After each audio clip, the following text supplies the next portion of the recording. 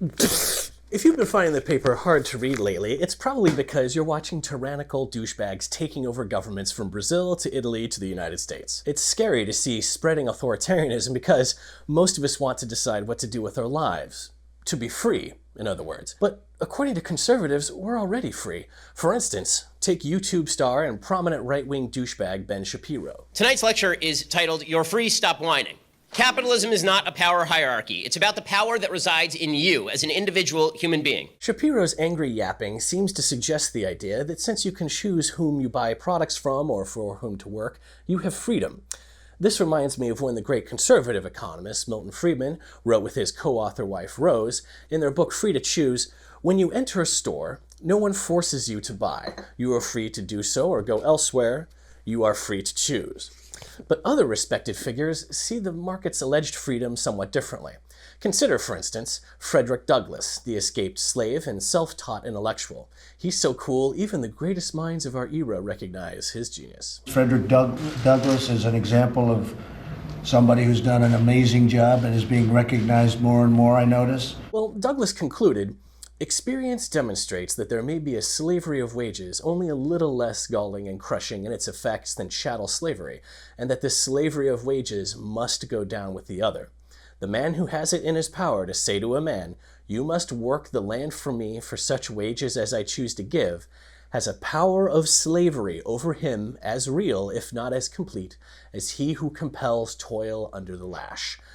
All that a man hath, he will give for his life." Here, Douglass is suggesting that markets allow the exercise of power.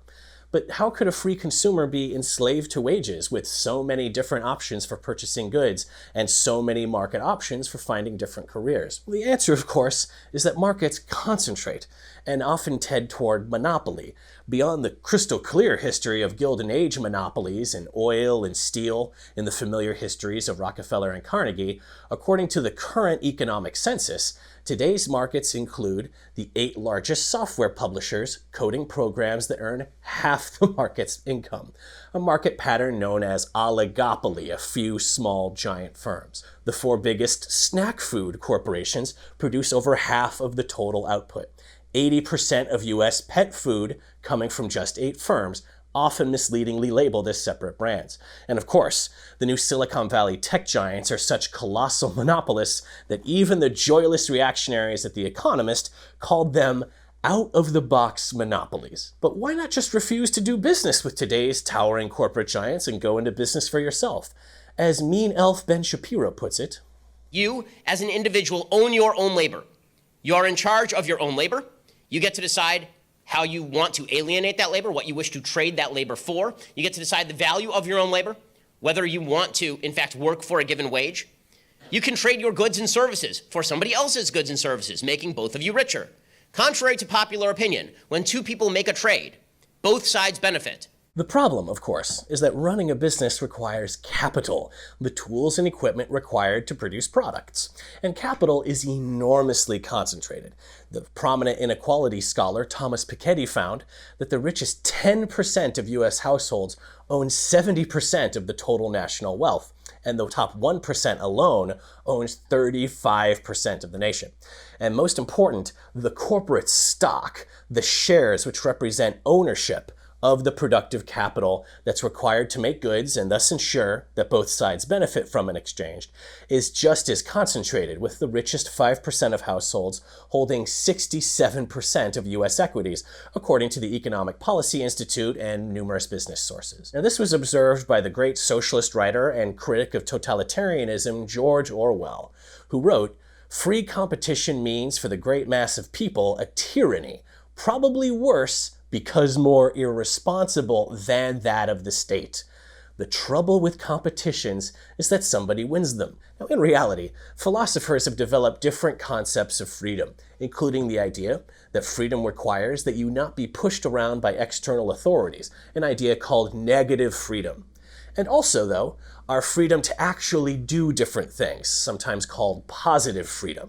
So instead of asking, what power centers control me, positive freedom, or positive rights, asks, what am I free to do with the world's opportunities and resources? So the traditional philosophical view of capitalism is that while it does not provide an undesirable positive freedom to a fair share of the world's production of goods, it does leave consumers and workers free to choose among different options. So it provides that negative freedom from economic tyranny. But as we've just seen Douglas and Orwell suggesting, any realistic picture of the market economy requires a relatively different view.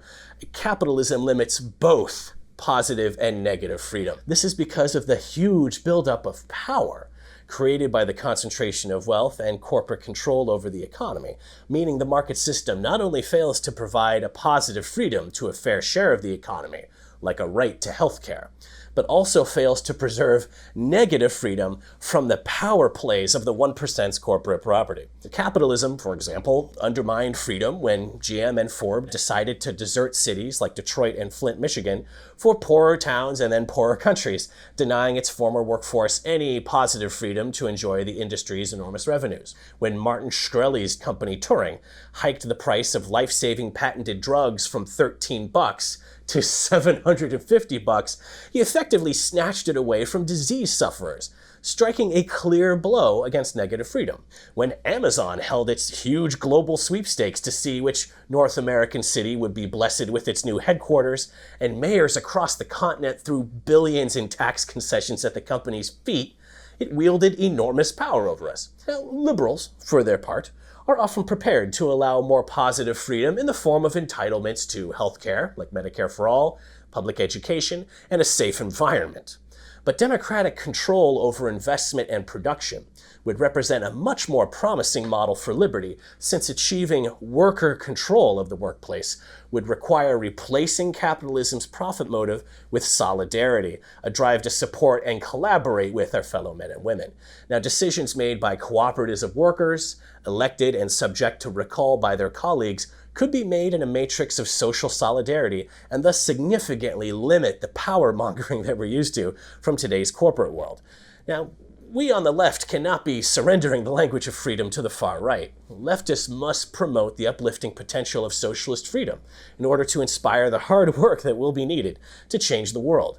But we could make a reality where we're free to work together to make the big decisions that shape our lives, and where Ben Shapiro is in his natural place wearing a fluffy hat and telling kids to be patient in the line to see Santa at the mall.